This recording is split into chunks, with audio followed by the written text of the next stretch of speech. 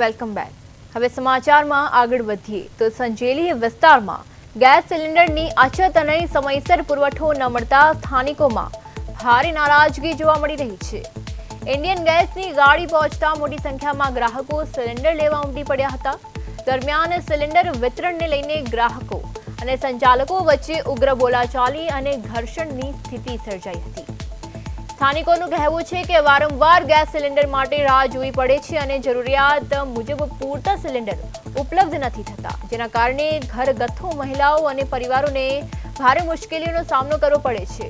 લોકોનો આક્ષેપ છે કે ગેસ જેવી આવશ્યક સેવામાં નિયમિતતા અને પૂરતો જથ્થો ઉપલબ્ધ રહે તે અત્યંત જરૂરી છે. ઘટના બાદ સ્થાનિકોએ તંત્ર અને ગેસ એજન્સી સામે રોષ વ્યક્ત કરી કાયમી ધોરણે પૂરતા સિલિન્ડર ઉપલબ્ધ કરાવવાની માંગ ઉઠાવી છે.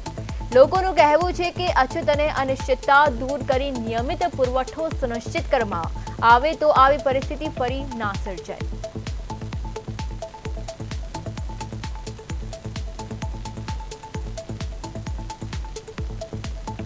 આજ સાથે આપણા સંવાદદાતા પ્રિતેશ પંચાલ જોડાઈ ગયા છે. જી પ્રિતેશ, સંજેલીમાં જેવી રીતે ગેસની અછતને લઈને રોષ જોવા મળી રહ્યો છે, શું છે સમગ્ર વિગત?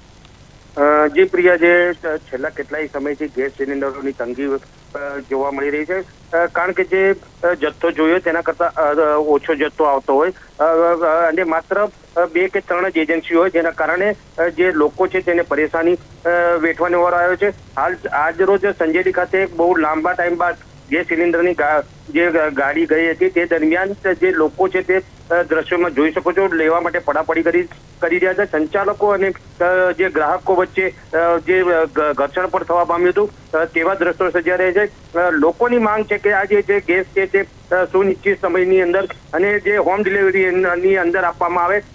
રોજ જે બુકિંગ થતું હોય તેને ત્યાં ગેસ પુરવઠો જે છે તે પૂરતા સમયની અંદર પહોંચવો જોઈએ તેવી માંગ ઉઠવા પામી છે, જેથી કરીને આ જે સંઘર્ષ ગ્રાહકો વચ્ચે જે થાય છે તે ઓછું થાય. આ બાબતે જે પુરવઠા વિભાગ છે તેને પણ જાણ કરવામાં આવી છે. તેમ છતાંય કોઈ પણ જાતના પગલા હજી સુધી લેવામાં આવ્યા નથી અને લોકો જે ગેસ બોટલ લેવા માટે જો વાહન આવતું હોય ત્યારે પડાપડી કરતા જો નજરે પડે છે. પ્રિતેશ, ચોક્કસપણે જેવી રીતે સ્ક્રીન પર પણ દ્રશ્ય સામે આવી રહ્યા છે, ગેસની અછતને લઈને લોકોમાં કેવો રોષ છે અને તેઓ કેવી રીતે મારામારી પણ કરી રહ્યા છે, ત્યારે તંત્ર દ્વારા કોઈ પણ જાતના પગલાં લેવામાં આવ્યા છે?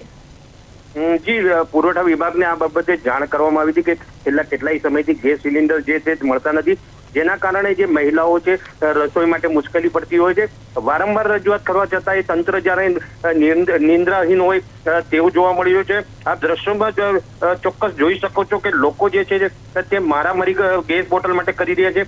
આવનાર દિવસોમાં હજી પણ જો ગેસની અછત ઊભી થશે તો આના કરતાં પણ ભયાનક દ્રશ્યો સામે આવી શકે છે. જી પ્રિતેશ, સમગ્ર માહિતી બદલ આપનો આભાર. તો જેવી રીતે ગેસની અછતને લઈને દાહોદમાં જેવી રીતે દ્રશ્યો આપ જોઈ શકો છો કે કેવી રીતે લોકો પડાપડી કરી રહ્યા છે. ગેસની એક ગાડી આવતા જ લોકો દોડી આવે છે અને ગેસ લેવા માટે તેઓ મારામારી કરી રહ્યા છે. ત્યારે હવે અહીંયા એ જ છે કે તેમાં રોષ જોવા જેવી રીતે મળી રહ્યો છે, ત્યારે તેમનામાં રોષ ફાટી નીકળ્યો છે, ત્યારે તંત્ર દ્વારા પગલાં લેવાની માંગ ઉઠી છે.